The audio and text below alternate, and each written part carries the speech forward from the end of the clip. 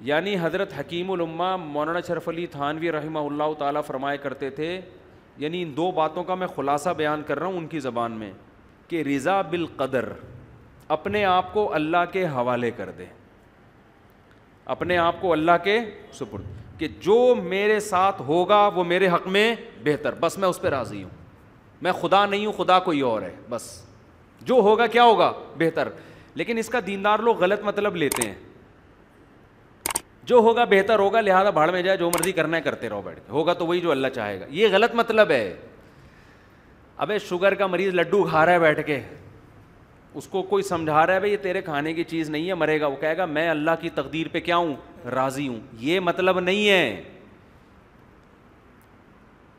آپ نے حماقتوں کے سارے کام کر لیے، آپ کمانے کی کوشش نہیں کرتے، جب بیوی بچے صلواتیں سناتے ہیں ڈپریشن میں جاتے ہیں، اور پھر جب ڈپریشن اسٹریس ہوتی ہے تو آپ کہتے ہیں مفتی صاحب نے کہا ہے کہ اسلام یہ کہتا ہے کہ کسی چیز کی ٹینشن نہ لو، لہذا میں اس کی ٹینشن نہیں لے رہا۔ یہ مطلب ہرگز نہیں ہے۔ اپنی طرف سے آپ نے کامیابی کے تمام اسباب اختیار کرنے ہیں، پھر نتیجے کی ٹینشن نہیں لینی، پھر اللہ کی مدد ہوگی۔ اگر اپنی حماقتوں کی وجہ سے آپ پر آزمائشیں آئی ہیں، اس میں اللہ آپ کے دل کو صبر کے لیے نہیں تھامتا۔ علماء کہتے ہیں آپ کی حماقت سے جو پریشانی آئے گی اس میں آپ کو صبر کی توفیق نہیں ملتی۔ آپ نے کام صحیح کر رہے پھر بھی اللہ کی طرف سے آزمائش آ گئی، اس آزمائش میں اللہ کی طرف سے صبر کی توفیق ملتی، اللہ دل کو تھام لیتا ہے۔ آج کل جو آزمائشیں اور ٹینشنیں آ رہی ہیں وہ اللہ کی طرف سے نہیں آ رہی، وہ میری اور آپ کی حماقتوں سے آ رہی ہیں۔ سمجھتے ہو ان میں سب سے بڑی حماقت جو ہماری پاکستانی قوم کا بلکہ اکثر مسلم قوم کا المیہ ہے، وہ حماقت ہے سستی اور کاہلی۔ یہ جو میں باتیں کرتا ہوں میں اپنے لیے بھی کرتا ہوں کہ مجھے بھی ہدایت ملے۔ آپ یہ نہ سمجھیں مفتی صاحب پتہ نہیں کتنے چست اور ایک دم صبح 4 بجے اٹھ کے ان کی ایکٹیویٹی شروع، اور ایک دم یہ نہیں، میں اپنے لیے بھی کر رہا ہوتا ہوں کہ مجھے بھی اللہ توفیق دے۔ ہم لوگ کسی بھی چیز کے اسباب کو بالکل بھی اختیار بولو نہیں کرتے۔ جیسے آپ کا پڑھائی میں دل نہیں لگ رہا، نہیں دماغ لگا، چھوڑ دو پڑھائی، لیکن جس کام میں دل لگ رہا ہے وہ تو کرو پھر، ٹھیک ہے، کچھ اور تو کرو، ٹھیلا ہی لگا لو۔ یہ جو سارا دن پڑے ہوئے ہیں نا پوستیوں کی طرح، یعنی دیکھو ایک ہوتا ہے آرام۔ آرام کی ڈیفینیشن کیا ہے؟ جب آپ اہم کاموں میں تھک جائیں تو باڈی کو کیا دیں؟ آرام۔ تو آرام مقصد نہیں ہوتا، آرام اہم کاموں کے لیے باڈی کو دوبارہ سے تیار کرنا، اس کو کیا کہا جاتا ہے؟ ریسٹ۔ سمجھتے ہو اس کو کیا کہا جاتا ہے؟ ریسٹ۔ ہمارے ہاں المیہ یہ ہے آرام مقصود ہے، کام جب سر پہ مجبوری میں عذاب میں ٹینشن میں آتا ہے نا کہ مر نہ جاؤں، پھر کام کرنا شروع کر دیتے ہیں۔ نہیں آ رہی میرا خیال ہے بات؟ ہر آدمی کی خواہش ہے میں پڑا رہا ہوں آرام سے، اللہ یہ کہ کوئی آسمانی آفت نہ، آسمان نہ پھٹ جائے، کوئی بہت بڑا عذاب نہ آ جائے میرے اوپر۔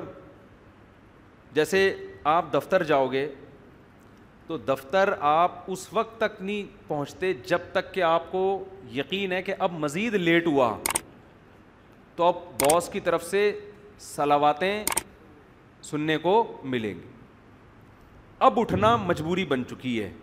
تو اس کا مطلب آرام اصل تھا، کام کیا ہو گیا؟ ایک جزوی۔ یہی ہو گیا کہ نہیں ہو گیا؟ تو یہ لائف اسٹائل صحیح نہیں ہے۔ اس میں آپ کو اگر ناکامی ملے گی تو یہ ناکامی اللہ کی طرف سے نہیں ہے، یہ کس کی طرف سے ہے؟ آپ کی طرف سے۔ آپ اگر صبح و شام الٹی سیدھی چیزیں پھوڑ پھاڑ کے آپ نے برابر کر دی ہیں اور پھر آپ کا کولیسٹرول لیول بڑھ گیا، آپ کو ہارٹ کے مسائل شروع ہو گئے، آپ کو شوگر، آپ کے گردے میں مسئلے، تو یہ بیماری اللہ کی طرف سے نہیں ہے، یہ کس کی طرف سے میرے بھائی؟ آپ کی اپنی حماقتوں کی وجہ سے۔ اس لیے ان بیماریوں میں، آج کل بیماریوں میں عام طور پہ صبر کی توفیق مل نہیں رہی ہوتی، ٹھیک ہے نا، کیونکہ یہ کس کی حماقتوں سے ہوتی ہیں؟ اللہ کی طرف۔ اور اس میں تسلی بھی نہیں ملتی۔ جب آدمی روتا ہے کہ وہ اس وقت مجھے کہہ رہے تھے یہ نہ کھا یہ نہ کھا، میں آپ کو ایک صحت کی چھوٹی سی بات بتا دوں، آپ روزے رکھنا شروع کر دو، اتنی خاندانی صحت ہو جائے گی نا کہ ایسی خاندانی ہو جائے گی کہ بس پوچھو ہی نہیں۔ روزہ ایسی صحت کے لیے ایسی مفید چیز ہے, بڈھوں کو جوان کر دے, ایسی چیز ہے یہ, سمجھ رہے ہو, اس کو ہلکا نہ سمجھو آپ. اس پہ اب آج کل بڑی جدید ریسرچ, تجربے سے بڑھ کر کوئی دلیل ہوتی ہے.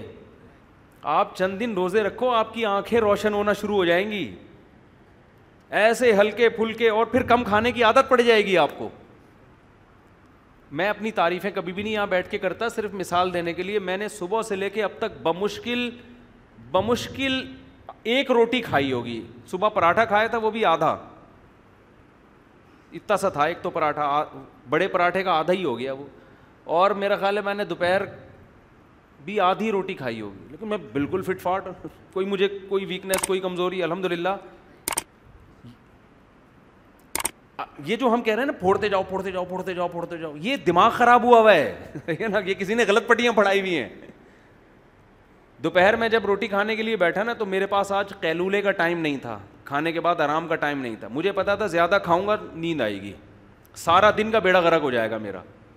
تو مجھے چند لقمے کھانے کے بعد اندازہ ہو گیا کہ مجھے کمر سیدھی کرنے کے لیے, چلنے پھرنے کے لیے جتنا کھانا تھا نا, جو ویکنیس ہو رہی تھی, صبح سے تھوڑا سا پراٹھا کھایا ہوا تھا تو ویکنیس ہوتی ہے, آدمی کو کمزوری محسوس ہونا شروع ہو جاتی ہے.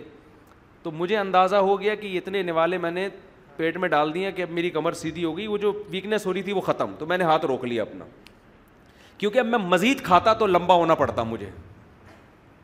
مزید کھاؤ گے آپ کیا ہوگا, پھر ٹون بیٹھا ہوا ہے, یہاں بیٹھا ہوا ہے, تو پھر دیکھو نا لوگ کوئی بیٹھے ہوتے, کوئی ٹیڑھا بیٹھا ہوتا ہے. پاکستانی کو کبھی آپ سیدھا نہیں دیکھو, کھڑا ہوا ہوگا تو ٹیڑھا کھڑا ہوگا, بیٹھے گا تو ٹیڑھا. وجہ کیا ہے, اتنا پیٹ بھرا ہوا ہے کہ سیدھا ہوا ہی نہیں جا رہا اس سے. آپ زیادہ کھاؤ گے آپ کو غنودگی آئے گی. پھر اس میں بعد بھی میں نے تھوڑا سا قیلولہ کیا ہے, کیونکہ تھوڑی سی بھی روٹی کھاؤ تو ہلکی پھلکی نیند آتی ہے. وہ قیلولہ کیا ہے, عصر کی اذان 5:15 پہ اور نماز 5:30 پہ. تو میں 5:15 پہ لیٹا ہوں, 5:30 کا الارم لگا کے, سمجھتے ہو, اتنی دیر میں جو آنکھ لگی ہے, پھر بھاگتا ہوا آ کے وضو کر کے جماعت میں شامل ہو گیا, تو فریش ہو گیا. اتنی نیند کافی ہوتی ہے اگر آپ کھانا کھا لو. تو یہ جو پھوڑنا پھاڑنا, ادھر سے یہ کھا لیا, ادھر سے متصل لہلا لیا, سب کچھ کھا لیا, ادھر سے یہ کھا لیا, ادھر سے یہ کھا لیا, یا تو بہت آپ نے ایکسرسائز کی ہو کہ بڑے بڑے ویٹ اٹھائے ہوں آپ نے, اور پھر آپ کی باڈی مانگ رہی ہو کہ کھا جا اس کو, اگر ابھی کھانا نہیں ملا تو یہ انسانوں کو کھا جائے گا, اتنی بھوک لگ رہی ہے. پھر پھوڑتے ہوئے مزہ بھی آتا ہے یار. صبح سے ہم نے کون سا کوئی ویٹ لفٹنگ کی ہے. تو یہ رمضان کے حوالے سے بھی بات ہو گئی نا کہ روزہ جو ہے نا, روزہ ایسی خاندانی چیز ہے, صحت کے لیے بہت ہی مزے کی چیز ہے یہ. لیکن روزے میں 2 چیزوں کا خیال کر لیں, بس میں یہ کر کے پھر اصل ٹاپک کی طرف آتا ہوں. روزے میں 2 چیزوں کا خیال کر لینا چاہیے کہ جن کی عمر 40 سال سے اوپر ہے نا, وہ روزے میں روٹی چاول چھوڑنے کا ان کے پاس بہترین موقع ہے. کم کر دیں یہ, باقی چیزیں پھوڑیں آپ, ٹھیک ہے نا, گوشت پھوڑیں, کھجوریں پھوڑیں, دودھ پھوڑیں. یہ صرف تجربہ کر لیں کہ رمضان میں آپ نے روٹی اور چاول کیا کر دینا ہے, کم. چاٹ بھی کھائیں آپ, میرا تجربہ ہے, ہو سکتا ہے یہ ان کی رائے کچھ اور ہو, میں تو اپنا تجربہ شیئر کر رہا ہوں. پروفیشنل آدمی تو ہی ہیں, یہ آپ کو بتائیں گے کیا کرنا, کیا کھانا ہے, کیا نہیں کھانا. لیکن میں اپنا تجربہ شیئر کر رہا ہوں کہ آپ جب افطاری کے لیے بیٹھتے ہیں نا, نفلی روزہ بھی رکھیں کبھی, افطاری کے لیے بیٹھتے ہیں, آپ کالے چنے کی چاٹ کھا لیں, آپ سفید چنے کی چاٹ کھا لیں. ہر وہ چیز جس میں کاربوہائیڈریٹ کارب کم ہو. گندم جو ہے نا, یہ جو روٹی آج کل ہم کھا رہے ہیں نا, یہ ویسے چینی سے بچ رہے ہیں لوگ. روٹی کھا لی تو بس گڑ کھا لیا آپ نے, ٹھیک ہے نا. روٹی میں بہت زیادہ, تبھی تو روٹی کھا کے ٹون ہوتا ہے آدمی. افطاری میں بہت سے لوگ کہتے ہیں ہم افطاری کھا کے نڈھال ہو جاتے ہیں, اٹھا ہی نہیں جاتا. آپ افطاری میں لیمن کا شربت پئیں اور یہ چاٹ ماٹ کھا لیں, روٹی نہ کھائیں, تو آپ نہیں نڈھال ہوں گے اور فریش ہو جائیں گے آپ. سمجھتے ہو کہ نہیں سمجھتے؟ تو افطاری میں یہ رمضان جو ہے صحت بنانے کا ایسا بہترین, اور اس سے پھر آپ کو پورے مہینے جب آپ کنٹینیو یہ روٹین رکھیں گے آپ کو عادت پڑ جائے گی. میں نے اکثر دیکھا ہے رمضان گزرنے کے بعد عید میں زیادہ بھوک لگتی نہیں ہے, پھر بلکہ پیٹ خراب ہو جاتا ہے زیادہ کھا لو گے آپ. تو قدرت نے آپ کو ایک بہت اچھی سہولت دے دی کہ اب آپ عید کے دن تھوڑا کنٹرول کر لیں. آپ کو کنٹرول کرنے کی عادت پڑ گئی ہے, لیکن ہم پیٹ خراب کر کے نا اس عادت کو کیا کرتے ہیں, عید کے دن تھوڑا سا کھائیں گے پیٹ بھر جاتا ہے, لیکن ہم کہتے ہیں یار میں نے رمضان سے پہلے تو یہ پوری پلیٹ بھر کے کھائی تھی, تو میرا آدھی میں کیوں بھر گیا پیٹ. اب پیٹ کہہ رہا ہوتا ہے نہیں ضرورت, آپ نے کہا نہیں میں تو ٹھوسوں گا, میں تو ٹھوسوں گا, وہ ٹھوس کے پھر وہی ہو جاتا ہے, تھوڑے دنوں مر جائیں گے اور دھماکے پٹ پٹا جائیں گے, اور کیا ہوگا. مرنا بھی اتنا مسئلہ نہیں ہے بھائی, جتنے دن جیو صحت کے ساتھ جیو, خوشی کے ساتھ جیو, دماغ فریش ہو, آنکھوں کی روشنی صحیح ہو. تو یہ کھانے سے اس کا بڑا گہرا تعلق ہے. بھوک سے مرنے والے دنیا میں انگلی پہ گنے ہوئے لوگ ہوں گے, کھا کے مرنے والے جتنے اس وقت لوگ مر رہے ہیں 99% وہ ہیں جو کھا کے مرے ہیں. قبرستان میں جاؤ, اگر قبروں پہ موت کی وجہ لکھی ہوئی ہو نا, ایک بھی ایسا نہیں ہے جس میں لکھا ہوگا ان کو کھانے کو نہیں ملا تھا اس لیے مر گئے یہ. ایک بھی ایسا نہیں. جتنے مردے پڑے ہوئے ہیں نا, حضرت کو ہارٹ اٹیک ہوا تھا, کیوں ہوا تھا؟ کولیسٹرول لیول بڑھ گیا تھا. کولیسٹرول لیول سے کیا ہوا جی؟ رگیں بلاک ہو گئیں. تو کیا تھا اصل میں؟ گھی کے پراٹھے بہت کھا لیے تھے انہوں, بہت زیادہ پھوڑ دیے تھے.